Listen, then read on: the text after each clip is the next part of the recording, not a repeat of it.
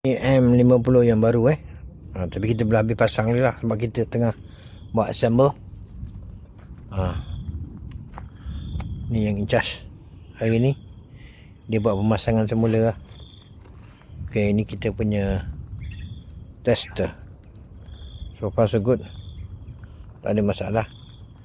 Cuma tunggu pemasangan je lah.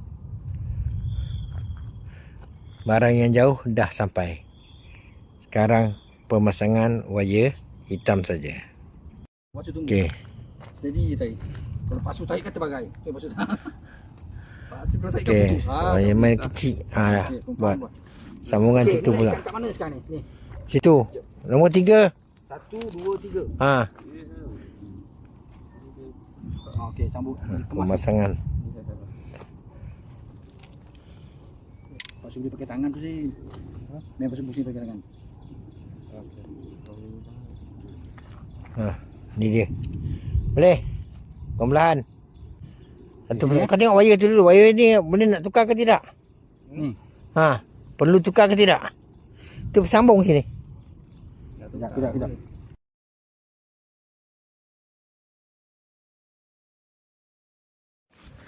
Okey. Kita dah buat pemasangan. Sekarang kita nak pergi ke pagar lagi satu. Nampaknya alhamdulillah tadi percubaan karen dah ada. Dah dapat balik elektrik. Alhamdulillah. Sekarang kita nak tukar yang berkarat teruk ni. Yang ni kita hanya tukar kabel pagar saja. Okey. Mudah-mudahan dapat membantulah. Jus. Ni pokok pada naik. Okey. Kita ke sini untuk kawasan ni nanti kita gacun. Ni 4 pagar ni. Kita nak buat ni. Semua 6 pagar. Semua dah berkarat. Okey, tak ada pilihan. Kita buat. Okey, pemasangan untuk pagar ini pula. Pagar ni rendah. Sebenarnya hujung pagar daripada sana kita lalu bawa ke sini untuk pergerakan adik nak masuk ke kawasan kebun dia. Kebun dia pun ada pagar karen. Jadi sama-sama beringat. Mudah-mudahan kita dapat selesaikan. Ni yang nak buka pada hari ini. Banyak juga kerja.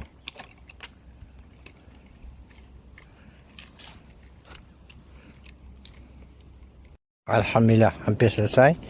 Hari ni kita buat sampai sini je. Dua ni kita tak pasang kan. Tak apalah, sebelah sana adik pun dah pakai karen. So dua ni tak ada syaratnya. Asal usulnya memang dia tak ada karen. So kita terpaksa buat sini pagar karen. Tapi dia pun dah ada. Sebenarnya pagar ni tak buka pun, tak pasang pun tak apa, tu je. Tapi kita nak wire ni bersambung sampai ke sana kan. So kita kena ada pagar, kena ada sambungan. Itu saja. Okey, beres. Sambung, pasang. Tarik. Alhamdulillah. Selesai pemasangan.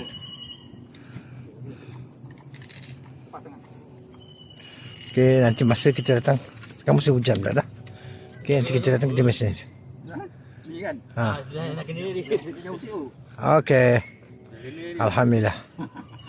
Selesai. Kita ke sana. Kita ke sana. Buka karen. Harapnya lepas ni tak masuk lagi lah haiwan.